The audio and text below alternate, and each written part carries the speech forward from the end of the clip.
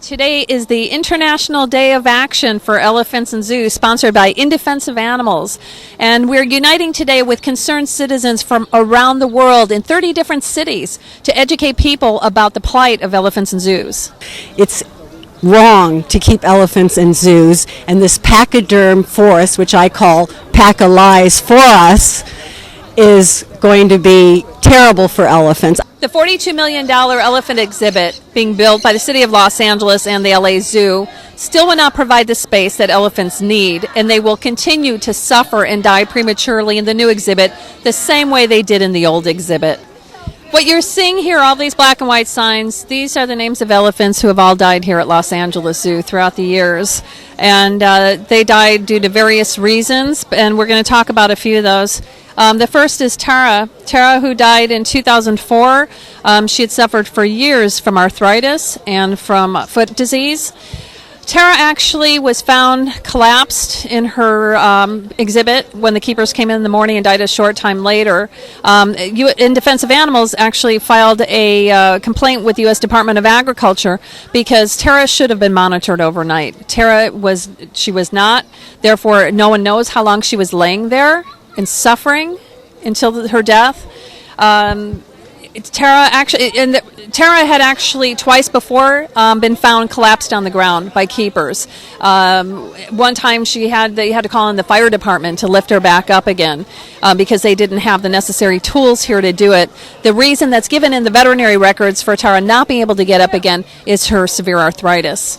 And so again, Tara's death was likely preventable, and she certainly suffered until her death. Geeta died here in 2006. She's another elephant who suffered literally for decades from foot disease and arthritis. In fact, she underwent surgery to remove 2/3 of one of her toes because the bone had dissolved. Her feet were so badly infected that the bone just eroded. And she did not live too much longer after that surgery. She finally collapsed overnight. In fact, it was quite controversial. She collapsed overnight, and she was seen on the ground by zoo security. It was reported to the night keeper, who did not take action, who did not call in veterinarians, did not call anyone in the zoo administration. So Geeta lay there for 12 to 17 hours suffering before she was finally discovered in the morning. Veterinarians were brought in. She received some treatment, but she died, and she died miserably. The next elephant that you see here is Sage, who died in 1984. Joyce won in 1979. Hannibal in 1992. Hannibal is another controversial case where he was completely mistreated and he was over-sedated. And because of that, he collapsed and died.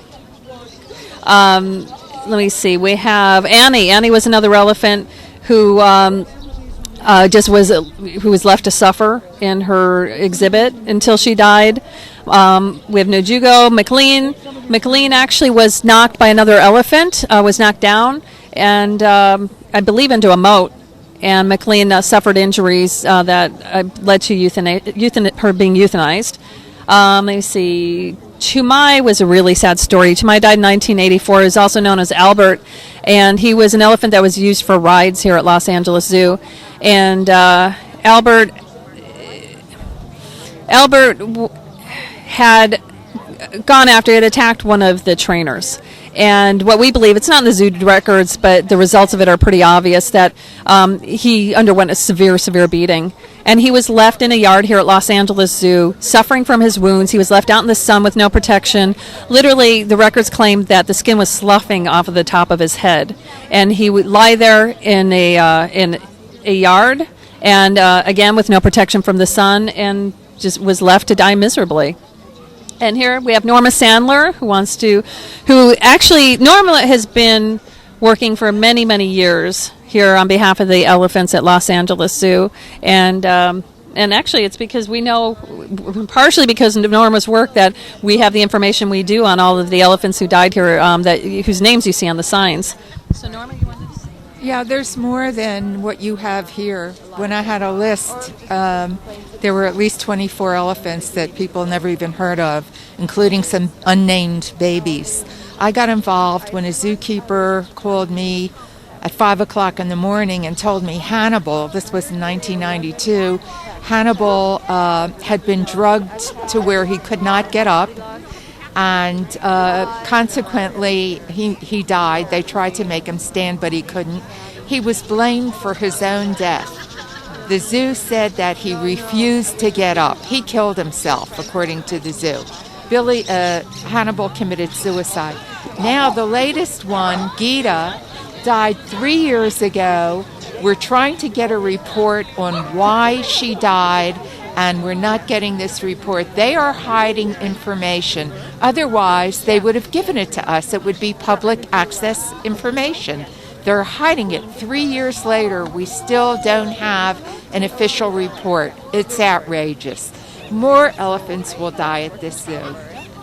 And what you mean there, it's the USDA final report in action against Los Angeles Zoo, because we certainly believe that Los Angeles Zoo should be sanctioned for their failures to treat Geeta promptly and to do their job here, and that the USDA should sanction Los Angeles Zoo. It's been more than 3 years now, and there still isn't even a final report of their investigation. The USDA is impotent. Either that, or they're playing and getting payoffs or something in return for their not speaking up and not doing anything. Capone.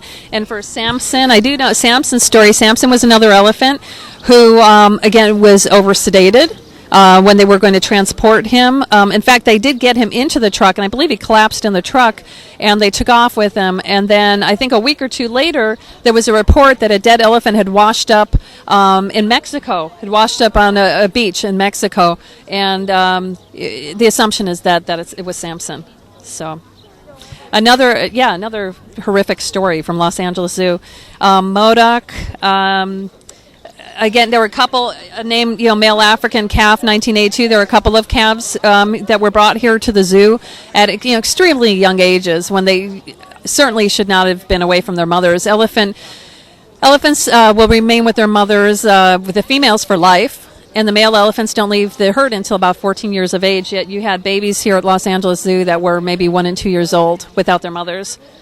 What kind of suffering the elephants have to go through here? I mean, there's an unnamed 7-month-old calf that died here, and that's not right. They should live up to 60 years old, and it's just 7 months, and that's sad. I'm here to try to set Billy free because it's wrong for elephants to be stuck in these tiny spaces.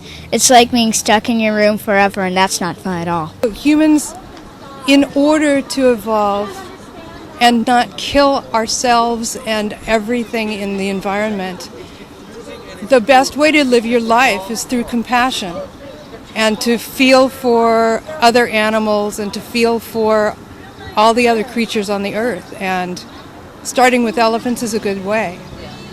I mean, because they're cognizant and they're social animals, and they care about each other, and they're a good role model for us.